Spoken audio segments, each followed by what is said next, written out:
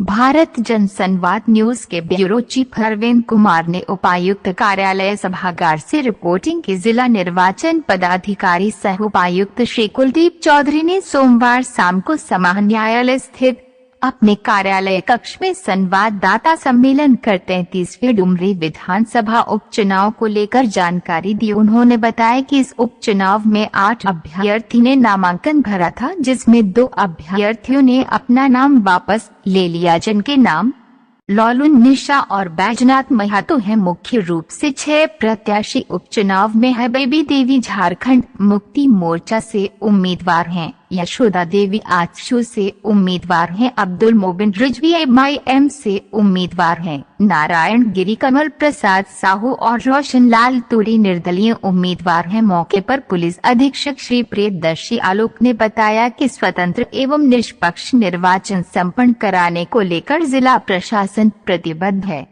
पर्याप्त संख्या में पुलिस बल, केंद्रीय वाहिनी के जवान आदि उपलब्ध है। संवेदनशील और अति संवेदनशील मतदानों को चिन्हित कर लिया गया है। निर्वाचन क्षेत्र में निर्वाची पदाधिकारी के माध्यम से प्रपत्र 7 में अभ्यर्थियों की सूची फाइनल की गई है, जिसमें कुल 6 अभ्यर्थी हैं।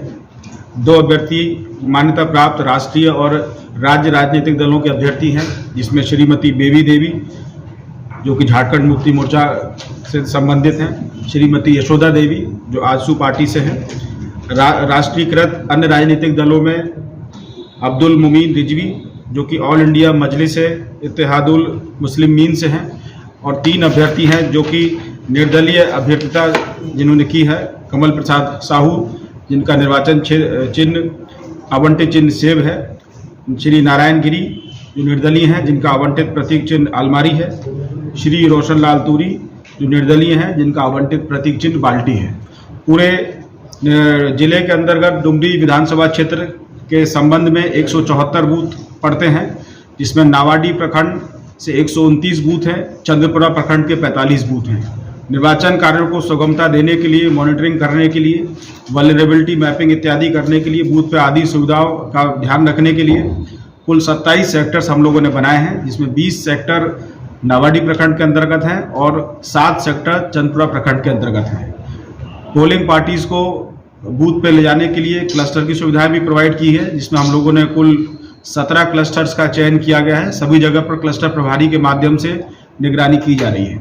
इस बार 50% बूथ जो जिला के अंदर पड़ते हैं उन पर वेबकास्टिंग की तैयारी की जा रही है, जिसके ऊपर निर्वाचन के दिन यहाँ से और निर्वाचन आयोग और CO ऑफिस से भी उस पर निगरानी रखी जा सकती है।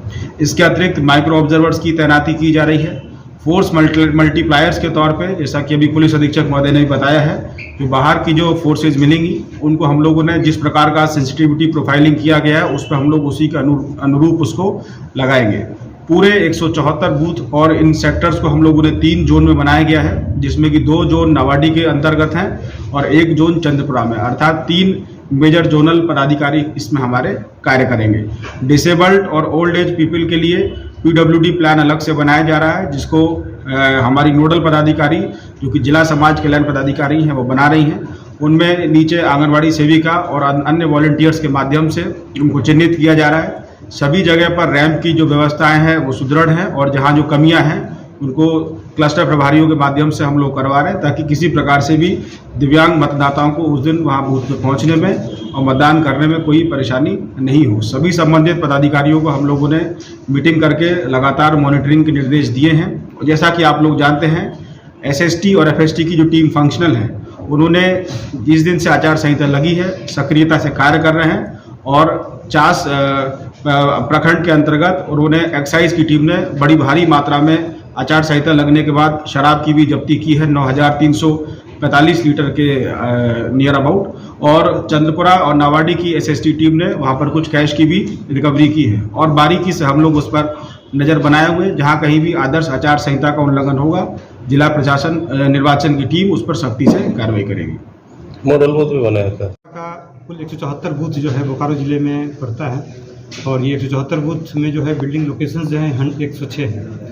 तो हम लोग इसमें संवेदनशीलता के आधार पर जो है फोर्स का पर्याप्त डिप्लॉयमेंट करेंगे और इसके अतिरिक्त हम लोगों ने जैसा कि DC साहब ने बताया कि 11 SST की टीम और 10 FST की टीम यहाँ पे 24 आवर काम कर रही है। और जिसका पर्पज़ ये है कि इलिसिट लीकर या फिर इलीगल आर्म्स और जो इलीगल जो कैश है मतलब उसको सीज करना, और साथ में इसके अलावा एंटी सोशल एलिमेंट्स की एक्टिविटी को चेक करने के लिए हम लोग के द्वारा जो है CRPC 107 के तहत जो प्रिवेंटिव एक्शन लिए जा रहे हैं। और अब तक आचार संहिता लगने के बाद से अब तक कुल 163 लोगों पे जो है 107 की कार्रवाई की गई है।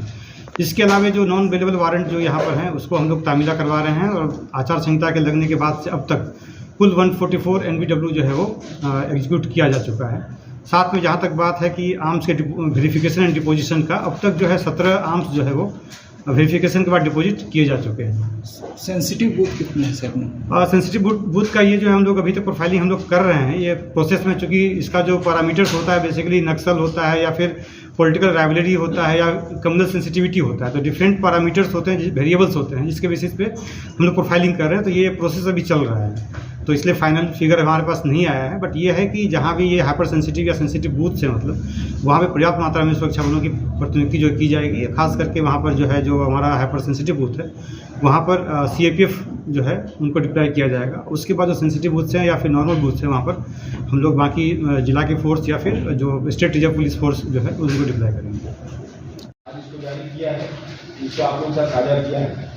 कुल इसमें 6 अभ्यर्थी हैं जिन्होंने अपनी अभ्यर्थिता दी है।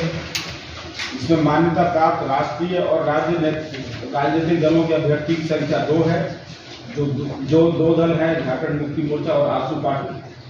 और राष्ट्रीय रजिस्ट्रीकृत राजनीतिक दलों के जो अभ्यर्थी हैं उनकी संख्या इसमें 1 है, जो कि ऑल इंडिया मजलिस-ए-इत्तेहादुल मुस्लिमीन